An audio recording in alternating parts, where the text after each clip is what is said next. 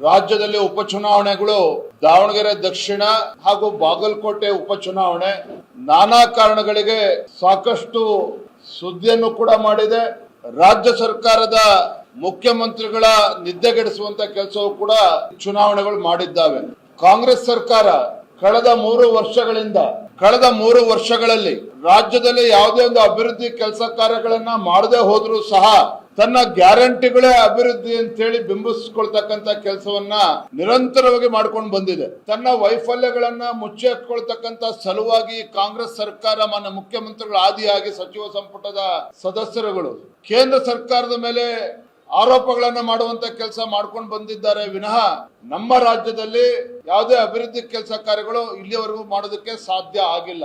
ಒಬ್ಬ ಅನುಭವಿ ಮುಖ್ಯಮಂತ್ರಿಗಳು ಇದ್ರೂ ಸಹ ಬಹಳ ಅಪರೂಪದ ಅವಕಾಶ ಅವರಿಗೆ ಸಿಕ್ಕಿತ್ತು. 17 ಬಜೆಟ್ ಅನ್ನ ಅತಿ ಹೆಚ್ಚು ಬಜೆಟ್ ಅನ್ನ ಮಂಡನೆ ಮಾಡುವಂತಹ ಒಳ್ಳೆ ಅವಕಾಶ ಈ ರಾಜ್ಯದ ಮುಖ್ಯಮಂತ್ರಿಗಳಿಗೆ ದೊರಕಿದ್ರು ಸಹ ಅವರ ಅನುಭವ, ಮುಖ್ಯಮಂತ್ರಿಗಳಾಗಿರುವಂತಹ ಸಿದ್ದರಾಮಯ್ಯನವರ ಅನುಭವ ಈ ರಾಜ್ಯದ ಅಭಿವೃದ್ಧಿಗೆ ಬಳಸ್ಕೊಳ್ಳೋದಕ್ಕೆ ಸಾಧ್ಯ ಆಗಲಿಲ್ಲ.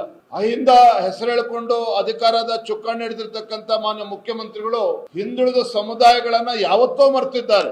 ಇವತ್ತು ಅಲ್ಪಸಂಖ್ಯಾತನು ಕೂಡ ಮರ್ತಿರುವಂತದ್ದನ್ನು ಇವತ್ತು ಚರ್ಚೆ ಯಾವ ರೀತಿ ಆಗ್ತದೆ ತಾವೆಲ್ಲರೂ ಕೂಡ ನೋಡ್ತಾ ಇದ್ದೀರಿ. ಇದರ ಪರಿಣಾಮ ಏನು ಅಂತ ಹೇಳಿದ್ರೆ ಕಾಂಗ್ರೆಸ್ ಸರ್ಕಾರ ಮಾನ್ಯ ಮುಖ್ಯಮಂತ್ರಿಗಳು ಗ್ಯಾರಂಟಿಗಳ ಮುಖವಾಡವನ್ನ ಧರಿಸಿಕೊಂಡು ರಾಜ್ಯಾದ್ಯಂತ ಏನು ಜನರ ಕಣ್ಣಿಗೆ ಮಣ್ಣೆರಚುವಂತ ಕೆಲಸವನ್ನ ಮಾಡ್ತಾ ಇದ್ರು.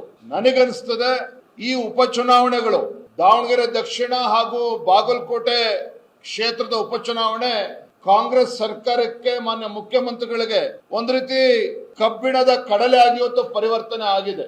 ಪಾಪ ಮುಖ್ಯಮಂತ್ರಿಗಳು ಹರಸಾಹಸವನ್ನ ತಾವು ನೋಡ್ತಾ ಇದ್ರೆ ಪಾಪ ಅವರು ಗಲಿಬಿಲಿಗೊಂಡಿದ್ದಾರೆ. ಮುಖ್ಯಮಂತ್ರಿಗಳು ಬಾಗಲಕೋಟೆಯನ್ನ ಉಳಿಸ್ಕೋಬೇಕು, ದಾವಣಗೆರೆ ದಕ್ಷಿಣ ಕ್ಷೇತ್ರನ ಉಳಿಸ್ಕೋಬೇಕು, ಈ ಗೊಂದಲದಲ್ಲಿ ಇವತ್ತು ಮುಖ್ಯಮಂತ್ರಿಗಳು ಅವರ ಸಚಿವ ಸಂಪುಟದ ಸದಸ್ಯರಿಗೆ ಕಾಡ್ತಾ ಇದೆ ಇವತ್ತು.